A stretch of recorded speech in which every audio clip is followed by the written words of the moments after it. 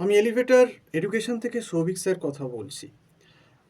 আজকে যেটা আমি বলতে চাই যে যারা তোমরা এমবিএ ফার্স্ট সেমিস্টারে অ্যাডমিশন নিয়েছো এই বছর 2026 সালে পশ্চিমবঙ্গে, সে যে যেখানেই নিয়ে থাকো না কেন, তুমি ম্যাকআউট ইউনিভার্সিটিতে নাও কেন, কল্যাণীতে নাও, যাদবপুরে নাও, বর্ধমানে নাও, যেখানে নাও না কেন, এমবিএ ফার্স্ট সেমিস্টারের সিলেবাস কিন্তু অত্যন্ত হিউজ।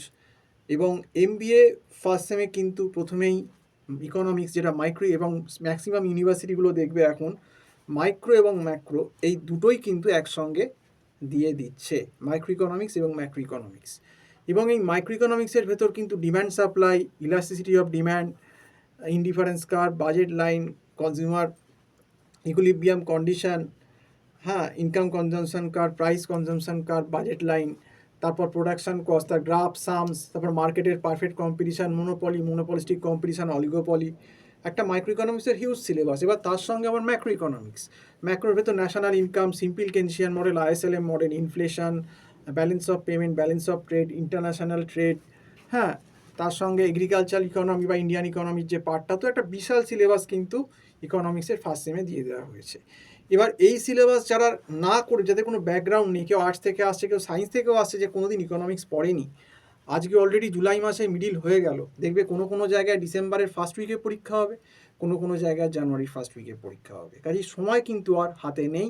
ওই জন্য আমি আগে বারবার বহু ভিডিওতে বলতাম যে যারা ফার্স্ট সেমে এসেছো, যাদের ব্যাকগ্রাউন্ড নেই, তারা কিন্তু আগে থেকে প্রাইভেট টিউশন নাও, বিশেষ করে ইকোনমিক্স এবং তারপর স্ট্যাট পেপারের ভেতর স্ট্যাটিস্টিক্স মানে ফ্রিকোয়েন্সি ডিস্ট্রিবিউশন, তার ভেতর central tendency, mean, median, mode, তারপর dispersion, mean deviation about mean deviation about median, তারপর তোমার standard deviation, coefficient of variation, combined SD, তারপর কোরিলেশন রিক্রিয়েশন, এই তো স্ট্যাটের পার্ট 1 পার্টে আছেই, মানে স্ট্যাট 1-এ। তারপর সেকেন্ড পার্টটা তো probability, binomial, Poisson, normal distribution, hypothesis by 10টা কেস, অ্যানোভা টেবিল, তো একটা বিশাল সিলেবাস স্ট্যাটেরও রয়েছে, এবং তার সঙ্গে কিন্তু অ্যাকাউন্টসও দিয়ে দিচ্ছে। এবং এটাই কারণ যে এত বড় সিলেবাস এত কম সময় করতে হয়। যারা ব্যাকগ্রাউন্ড থেকে আসছে না, যারা কোনো সম্যক ধারণা নেই এই সিলেবাস সম্বন্ধে, তারা কিন্তু আর সময়ের অভাব, এবং কলেজে ঢুকে অনেকেই ভাবে যে কলেজ বুঝি সব করিয়ে দেবে। কলেজ খুলতে খুলতে দেখবে আগস্টের মিডিল, তারপর ভালোভাবে ক্লাস হতে হতেই সেপ্টেম্বর, কোনো রকমের 20-25 দিন, 1 মাস ক্লাস হওয়ার পরেই অক্টোবরে পুজো বন্ধ। এবার দুর্গা পুজো, কালী পুজো, ভাইফোঁটা, প্রচুর অকেশান থাকে, তো অক্টোবর মাসটাতে ধরে নাও কিছু হলোই না। তো সেক্ষেত্রে কি হয় যে সময়টা এমনিই কম, তারপর যদি এই পুজোর জন্যে সময় আরও কমে যায় বিভিন্ন পুজোর জন্যে, সেক্ষেত্রে কিন্তু তোমরা খুব বিপদে পড়ে যাবে। তো সেই জন্যেই আমি কিন্তু বলছি, তোমাদেরকে বারবার সাবধান করছি এবং বারবার বলছি যে তোমরা কিন্তু ভালো করে নিজেরা পড়াশুনো করো, এবং দরকার হলে প্রাইভেট টিউশন কিন্তু নাও। আমরাও প্রাইভেট টিউশন দিয়ে, আমরা অনলাইনে গুগল মিটে ক্লাস করাই এমবিএ ফার্স্ট সেমিস্টারে স্ট্যাট, ইকোনমিক্স এবং অ্যাকাউন্টসের। আমাদের এখান থেকেও গাইড নিতে পারো। কিন্তু যদি মনে করো যে আমাদের এখান থেকে নেবে না, তোমার অন্য কোনো চেনা জানা আছে সিনিয়র, আমি বলবো সেখান থেকে হলেও নাও।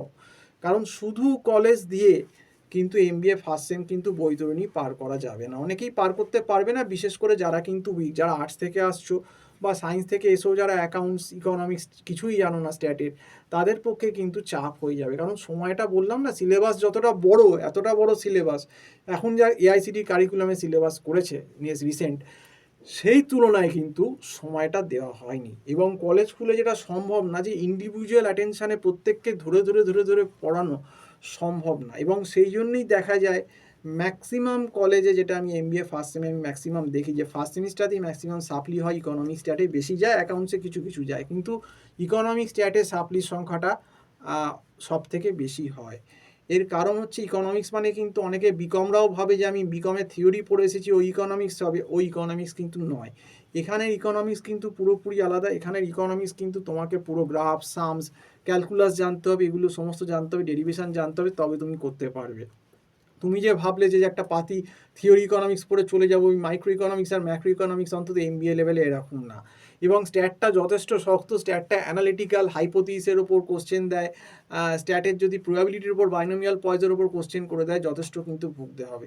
বিশেষ করে ম্যাকআউট তো ঠিক আছে, ম্যাকআউটেও যথেষ্ট এখন স্ট্যান্ডার্ড কোশ্চেন করছে, তার সঙ্গে সিইউ, কল্যাণী, বার্ডওয়ান, আদার ইউনিভার্সিটিরও কিন্তু যথেষ্ট স্ট্যান্ডার্ড কোশ্চেন হচ্ছে।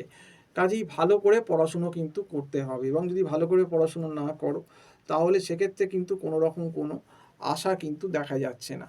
কাজেই আমি তোমাদেরকে বলব, যদি যে সাবজেক্টগুলো তোমাদের অজানা আছে, ইকোনমিক্স যদি হয়, স্ট্যাট যদি হয়, অ্যাকাউন্ট যদি হয়, এগুলো কিন্তু দেরি না করে কোনো মেন্টর কিন্তু নেওয়াই বুদ্ধিমানের কাজ। অনেক ক্ষেত্রেই দেখেছি গড়িমসি করে এবং কলেজের ভাষায় বসে থেকে সেই লাস্টে 1-1.5 মাস আগে আমাদের যখন ফোন করে, তখন আর আমাদের কিছু করার থাকে না। এখন ব্যাচ বহু এগিয়ে গেছে আর আমরা নতুন করে শুরু, আর 1 মাসে কিছু হবেও না। হয়তো 5% হবে, 5-10% হবে। তো 10% নিয়ে কী হবে? সে এমনিতেই তো সে ক্যান্সারের পেশেন্ট, মানে সেই লাস্ট স্টেজে চলে গেছে। মানে আমি আর বাঁচবো না, মানে আমি ক্যান্সারের লাস্ট স্টেজে এসে পরীক্ষার 1 মাস আগে এখন স্যারকে ধরেছি যে স্যার পড়ান আমাকে। তো আমি কি করবো? আমার তো অসহায়। তুমি তো অলরেডি রোগটা যা ঢুকিয়ে দিয়েছো, তোমার লাস্ট স্টেজে তুমি চলে গেছো।